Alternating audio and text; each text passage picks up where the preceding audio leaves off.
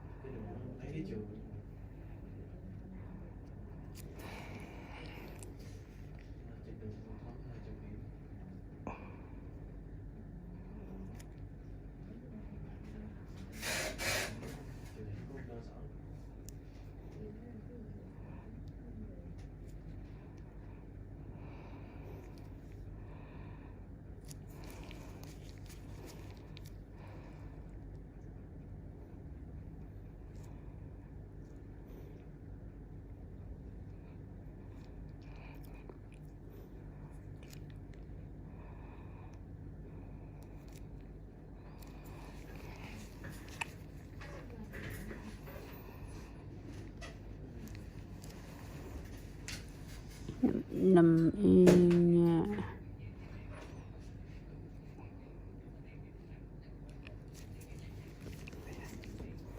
Có cục này.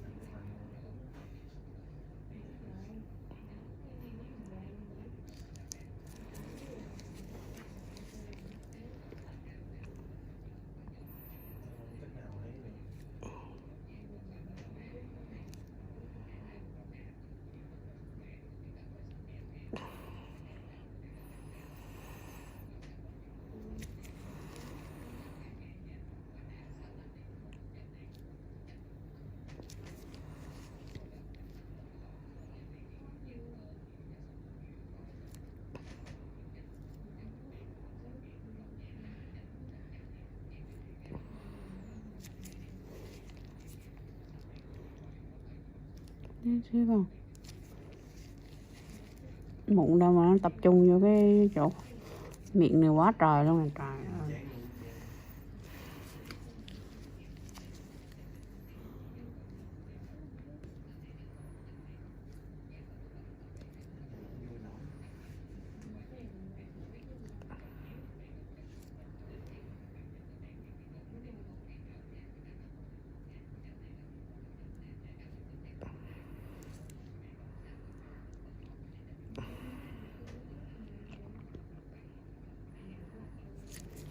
Cục bự lắm con ạ.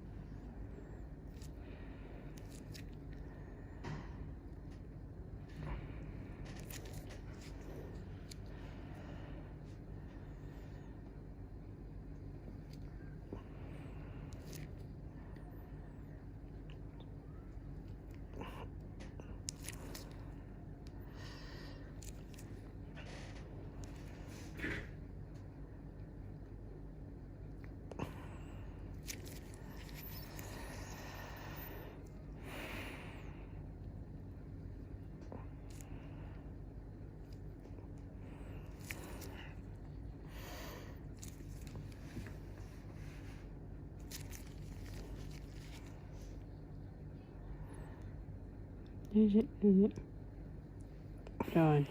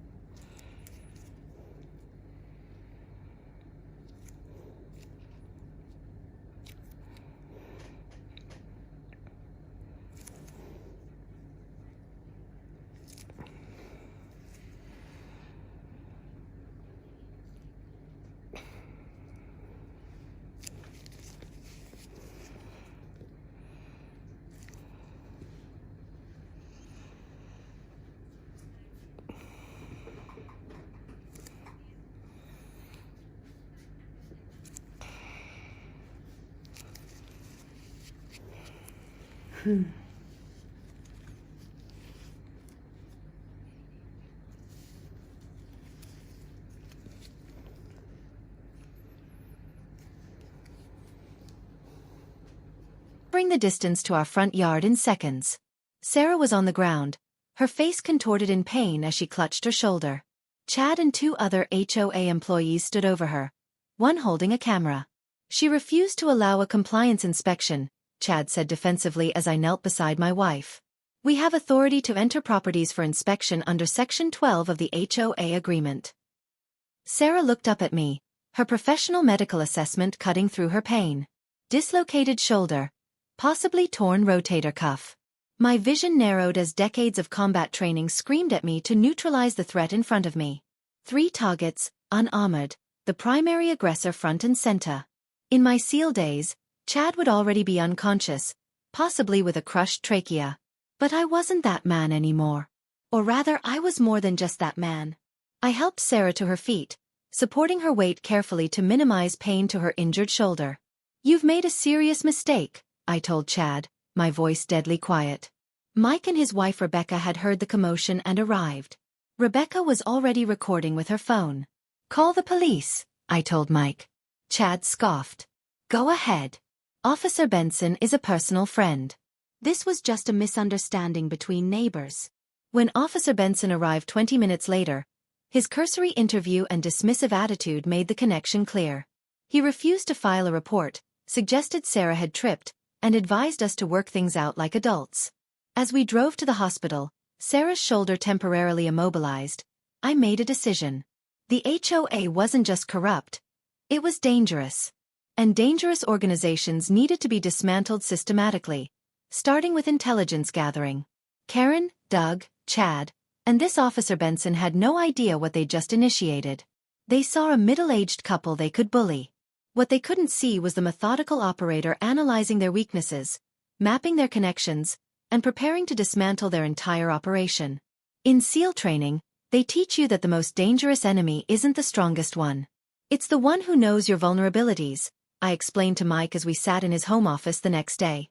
Sarah was resting at home, her shoulder in a sling with instructions to avoid work for at least 2 weeks. The injury was serious, but thankfully wouldn't require surgery if she followed a strict recovery protocol. Mike, a retired police detective, nodded in understanding.